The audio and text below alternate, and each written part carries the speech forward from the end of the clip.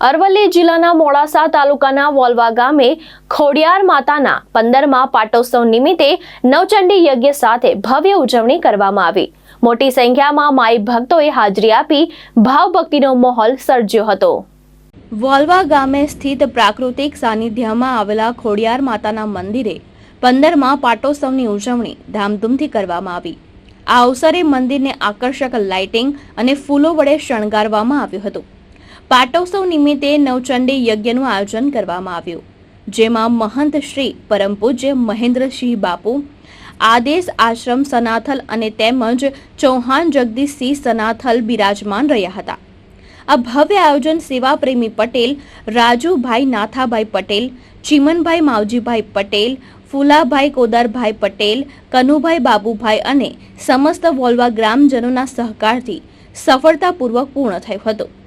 આ પ્રસંગે આશરે 3000 જેટલા ભક્તોએ ભોજન પ્રસાદીનો લાભ લીધો હતો અને સાંજે રાસ ગરબાનું આયોજન કરવામાં આવ્યું હતું, જેમાં માઈ ભક્તો ભાવ વિભોર થઈ જોડાયા હતા। મોડાસાના પીઆઈ શ્રી ગોહિલ સાહેબ પણ કાર્યક્રમમાં ઉપસ્થિત રહ્યા હતા। જયેશ પટેલ, દ્રષ્ટિકોણ ન્યૂઝ, માલપુર, અરવલ્લી।